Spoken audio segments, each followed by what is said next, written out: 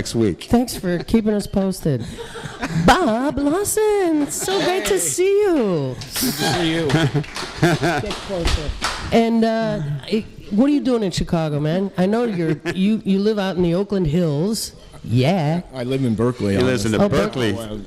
He lives down in the flats. I live in the flats. Boy, I was wrong. It's on a hill, I was wrong on two counts, man. It's going down the hill, though. It is on the side of a hill, so to speak, heading for the bay. That's so kind of you, Michael. But the last time I visited you, Bob, which was a long time ago, you were on a hill. And weren't you in Oakland? Yes. Okay, thank you. Yeah. I Berkeley. first met Bob when he came to work in Uptown in the summer of 1966. See, so... And I was always enamored with him because he had played football at Cal. And that's all you need for Michael. So we ran in the streets of Uptown together doing all kind of things. Yeah, you did. We were community organizers. I remember meeting Michael 10 years after that, and you were one of his important running buddies. Oh, okay, good. Major. Still. Yeah. Well, that's why I'm here, is so I can hang out with Michael again. I don't know. I think there's a little sarcasm there, Bob. Anyway, I know you guys have already had a full session catching up with each other, but I wasn't in on it, so catch me up. You've been doing union organizing, and other kinds of organizing for a long, long time. You are doing UAW now? Vaguely, but Yeah. really what I think we were going to talk about is the state of labor in the U.S. right now, and how important it is to save labor. That right now, unions in the private sector represent only about 7% of the employees, and there's an attempt to totally destroy unions by business and the right wing. It's been going on for 30 to 40 years. Since Reagan. And there's been a conscious strategy. So the important thing I think that's happening is that unions are trying new ways to organize under U.S. labor law right now, which actually does not live up to international labor standards. Human Rights Watch has said that the U.S. is the only developed country that doesn't have labor laws that allow people to form a union. It's essentially impossible for private sector workers to form a union in the U.S. if the company fights them. So unions are doing a lot of new strategies to try to figure out how to help rebuild the middle class, because one of the things that I think has gotten lost in the narrative, since we're talking about storytelling, is that as the economic disparity has increased in the country greatly, it tracks the decline of unions. That when we had the greatest prosperity for the greatest number of people in the country was like in the 1950s and 60s, unions represented about 35% of the workers in this country. To now they represent about 12%, and a huge percentage of that is public sector workers. So figuring out how to rebuild unions seems to me to be a key to figuring out how to rebuild the middle class. Amen. And so one of the exciting things that's going on is that there's a bunch of experiments with unions trying to figure out how to operate in this legal environment that we're in now. I think some of the most interesting ones are the fast food workers campaign that you've seen here in Chicago. I think it's the Fight for 15, where fast food workers are going out on strike and demanding a minimum wage of $15. Just this last week in Washington, D.C., contractors who work for the federal government went out on strike demanding an increase in pay. People don't know this, but there's about 2 million workers that work for federal contractors that make less than $12 an hour. That their pay could be remedied, but with an executive order by the president. And it'd be simple enough. All they'd have to do, there's an executive order that's been written that says if you cap the amount of salary that an executive can make at a government contractor at $270,000 a year. Gee, do you think they can live on that? I don't know. It'd be tough. I mean, do you think it's enough? Right. They might have a lot of kids. I'm only kidding. Right. But you could then take that money and raise the pay of the 2 million workers by $6.68 an hour. And think of how much better people's lives would be going from $10 an hour to $16. It's still not a living wage, but it's a lot. This could be done instantly. So there's other campaigns going on. The Walmart campaign, where for a few years Walmart workers have been striking, demanding better pay. I think of them as very brave.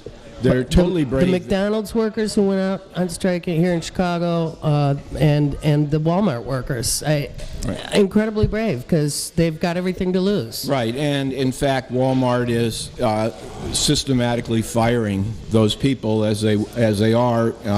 They're doing it legally. That the union will file charges, but ultimately, those workers will lose their job. And if they get their job back, here's the remedy. They get their job back, and then they get back pay, but they have to subtract all the pay that they made while they were off.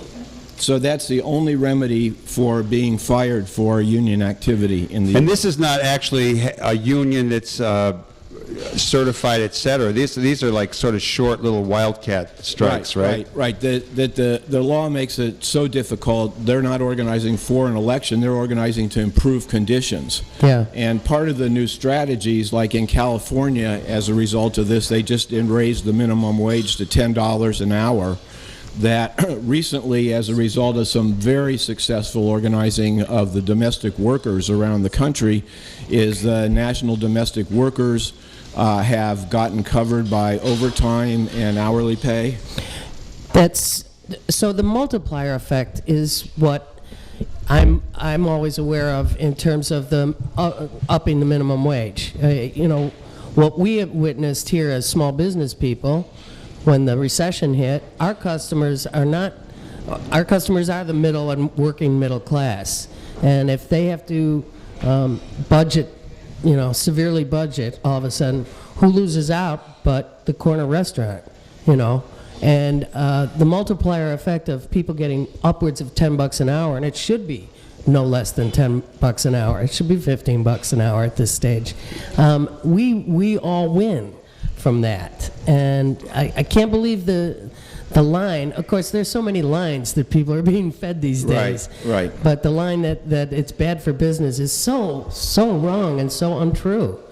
Yes, it's wrong and untrue, and you can. There's been studies. You can go historically. Every time the minimum wage has been raised, they scream, "You're going to lose jobs. You're going to lose jobs." It's never happened. You don't lose jobs. Actually, as you say, everybody's job goes up a little bit, and even raising the minimum wage to $10 an hour doesn't give people a lifestyle that they can live or support a family on. That's right. Bob, one of the things that you and I've talked about a little bit and is certainly going on is well, there's a couple things, but the first thing let's talk about is the foreign car companies that have located in the South, and there are a number of them throughout the South, and most of them came in with the understanding through perks and state government and funds, et cetera, that they would keep the union out. That seems to be possibly shifting in two places, both in Mississippi. I think it's a Hyundai plant, or is it a Nissan plant in Mississippi, with a largely black workforce, with churches and college students active in this, as well as the Volkswagen plant in Tennessee, where the governor and Senator Corker are freaked out that Volkswagen is actually considering going with the United Auto Workers. And you've been in touch with both of those struggles going on. Could you shed some light on that and the seemingly shifting alliances and possibly a shifted outcome from what we had expected a little ways back? Right. Well, starting every foreign automaker in the U.S. is non-union, and they're all located in the South, except for one plant in Indiana. But the reason that they Indiana has joined the South. They made this happened before it joined the South, but I'm not giving up on all the Indiana people, though. There's too many Hoosiers in our midst. Send them back home to vote. Okay, the point is that just like the U.S. Auto industry ran away from the North in order to avoid unions, that the foreign automakers came to the U.S., as Michael said, with huge amounts of subsidies from state governments, essentially from the people who live in those states. And they promised that they would provide good jobs for those communities, better jobs than anybody had, and that in turn they would help build the community, and wink wink, they would keep the unions out. So what's happened is over the past, I'd say 4 or 5 years, that the United Auto Workers has put a huge amount of effort in trying to bring a union into these companies, because the workers who work there essentially want a union, but because it's so difficult to get, the companies wage anti-union campaigns. For example, in most of the companies, that when you get hired, you go through an orientation. The orientation says that we're a non-union company, and that unions have destroyed Detroit, etc. So that what's been going on lately, the exciting thing that Michael was mentioning, is that in Tennessee, Volkswagen has a plant there. It's the only Volkswagen plant in the whole world that doesn't have a union or a works council, where workers have a say in how the company works. That the UAW currently has a majority of the workers there saying they want a works council. The international leadership of VW in Germany, that includes workers, says that they want to have a union there. That the only question is whether or not that the VW executives in Tennessee will allow a union to take place. That's what happened is the Senator Corker, the governor, the National Right to Work Committee, which is essentially the Koch brothers, the Chamber of Commerce, have been running ads. They have billboards. They've been contacting workers every day in the papers that this will ruin the economy of Tennessee if we ever have a union here. But it looks like it's on a track right now that we may, in the next year or so, actually have a union in Tennessee at the first foreign auto plant. Wow, that would be great. Yeah, and the other one that's a really interesting campaign is this Nissan one in Canton, Mississippi. Canton, Mississippi is where Medgar Evers was killed. That the company was located there, surprise, surprise, because Mississippi is the poorest state. It was located in a place where it has a primarily African-American workforce. There's a Nissan plant in Tennessee where the workers in Tennessee, who are primarily white, make $2 more an hour than the workers in Mississippi. The workers in Mississippi have been organizing for several years to have a union against a pretty vicious anti-union campaign from Nissan. And vicious means that your supervisor calls you in and says, I hear you're for the union. Did you know that the union, if the union comes in, you're going to lose your job? That could really happen. That they have what they call roundtable meetings, where every worker in the plant is organized to sit there and watch videos about how unions are bad and how unions have destroyed the country. Then if a worker tries to ask a question in favor of the union, that worker can be disciplined, not because he is for the union, but because he's being insubordinate about asking a question that he wasn't called on to ask a question, and can be terminated for that. So that there's a tremendous amount of fear. But the exciting thing is the workers in Mississippi and many of the community leaders see this as a continuation of the civil rights struggle. Just as African Americans had to fight for a right to vote in Mississippi and for economic justice, now Nissan is denying the workers a right to vote and economic justice. So there's a very exciting coalition in Mississippi, led by the head of the NAACP and the Southern Baptist Conference. The Congressman Benny Thompson is involved. The new mayor of Jackson, Mississippi, Chokwe Lumumba, is involved. He's a guy to watch. Yeah, and the other exciting piece is that because the auto industry is global in nature, these companies operate worldwide. And so the UAW has In the case of VW in Tennessee, engaged the unions from Germany to actually come and meet with the workers in Tennessee and to put pressure on the company. The Nissan campaign has had a bunch of workers from Brazil there. Just this week in Brazil, they had demonstrations at Nissan dealerships in support of the campaign in Tennessee. 2 weeks ago, the Japanese auto workers were in Canton, Mississippi, visiting the workers in their houses. So the idea that kind of gives me chills. Yeah, that's great. That's great. That's an amazing thing. So the idea that workers have to catch up to corporations that operate globally, it's beginning. You know, it's a long struggle and the odds are difficult, but if we want to rebuild a middle class and have an economy that works for people, we have to figure out how to build unions and self-funded working class organizations in this climate. And so those are the exciting things that I've been looking at. Bob, this is really exciting stuff. You know, it's always a pleasure to hear you talk about things. You go into some depth and you have information and you present it really well. One of the things you and I talked about was kind of the role of Brazil and its ascendancy with a more progressive agenda, certainly than many of the other all larger countries, including our own. I wonder if you could talk a little bit about Brazil. You and I were having lunch the other day, and you said, you know, they're so far ahead of us in so many ways. Plus, they've taken some initiative around the transnationals coming into the United States. They've taken some positions on that. Talk a little bit about Brazil and their worker movement. Brazil's a really interesting country. It was under a military dictatorship until around 1990. And that coming out of the military dictatorship, it was actually a working class movement, primarily led by the metal workers that sort of demonstrated against the military dictatorship and got people over their fear. The president for 10 of the past 12 years was a former metal worker. His name is Lula. He's called President Lula. He only had a 4th grade education, but he helped build the Workers' Party. When he got into office, his goal was to build a huge first world economy, but by lifting up the bottom. And so they developed policies, conscious policies, in the face of the neoliberal attack. And they've lifted 40 million people out of poverty in Brazil in the past 12 years. We need to learn from them. Right, and they do it. I don't want to. We don't have enough time to go into all the details, but we're inviting you back right now.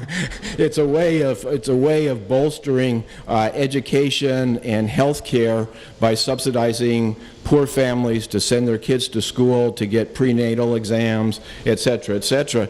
And the current president, what's her name? Dilma. Who recently had some words for the U.S. and spying at the United Nations, but yes, she's essentially continued many of those same policies. And the other thing that they've done, partly because they build it off of a workers' party and a working class ideology, is that they understand that the lessons that multinational corporations learn in the U.S. are lessons that they can transfer to places like Brazil and so on. So the unions in Brazil are very interested in what the United Auto Workers and what the Walmart workers are doing, because in Brazil, every worker that's in the formal economy is in a union, and the companies have to bargain with them. So Walmart bargains very well with their workers in Brazil. Nissan bargains very well with their workers in Brazil, but they very much are looking to learn from here and know that it's in their interest to help workers in the U.S. rebuild unions here, because if we don't have unions in the most advanced industrial countries, that eventually they're going to isolate Brazil and do what happened to unions in the U.S. So it's an exciting country to watch. So part of this, that we had Earl Silber on last week, and he was talking about the Trans-Pacific Partnership Pact, whatever, NAFTA on steroids. West Coast NAFTA. Yeah. That's terribly scary. 600 companies, 11 nations, basically wiping out the workers' rights agreements, environmental protections, and actually allowing companies to sue if they do not make their promised profit. Well, first of all, that's not very business-like. Speaking as a business person, you're supposed to make your own profit and rise or fall by it. And secondly, one, why is Obama pushing this? And two, why don't people know about it? I mean, Earl was here, and a lot of folks, it was the first time they were hearing about it. And this neighborhood's going to have 2 teach-ins about it coming up, by the way, but... More later on that. So, Yeah. well, Obama didn't call me up and tell me why he wasn't teaching about it. I don't, that I Because think you that, got an iPhone, he got a BlackBerry. I think that to pontificate a little bit, I think that the problem is that there's not a widespread movement in this country that looks at class and economic inequality as our biggest problem. Amen. And that until we can rebuild the infrastructure and a movement to fight for that and make that critical, that we're not going to be able to move even people who are good-hearted in the electoral process. And so part of the reason that the right wing and the Chamber of Commerce decided to kill unions is because unions provided a whole electoral base to move on social issues. Right. So I think part of rebuilding the labor movement is the ability to make these national issues. But I will say, connecting what you just said to the last conversation, the U.S., as well as a number of other countries, have filed WTO complaints against Brazil because Brazil has developed a way to demand that corporations actually invest in Brazil and invest in the technology there and pay the union wages, because the same corporations that build in Mexico and ship to the U.S. want to build in Mexico and ship to Brazil, but Brazil has laws to prevent that. So part of the conflict between Brazil and the U.S. is not just around spying, but rather it's around the economic philosophy. Wow. And so these trade treaties are complicated. Globalization is here, but how do we ensure workers' rights and environmental rights so that corporations don't whipsaw one country against each other as they do one community or one state against each other now? But Bob, as a former community organizer, you and I both know that we run up against people who we would say have false consciousness. They express interest or to protect positions that really hurt them. And I wondered, any tips on what you would suggest for people out there talking to other people to overcome false consciousness among people who are really workers but like to think they're middle class, because we don't use the term working class? Or a millionaire who just hasn't won the lottery yet. Yeah, well, more and more people are realizing that there is a class divide, even young people, but I mean, my tip is the same as good organizing. You listen to a person, their experiences are their real experiences, and you talk to them in a way that is respectful of their experience, using storytelling as a way to help people reinterpret their experiences in a way that makes sense. And I think, all of us have seen that people who are good organizers can do that, but it takes a lot of one-on-one, in-depth conversation, and too often those of us who think of ourselves as organizers think if we just get online and get people to sign 10,000 petitions in a week that somehow we're moving the conversation. I think really it's humans talking to each other in a real way and respecting that. You're a hell of a guy, Lawson. Let's have a big round of applause for our pal Bob Lawson.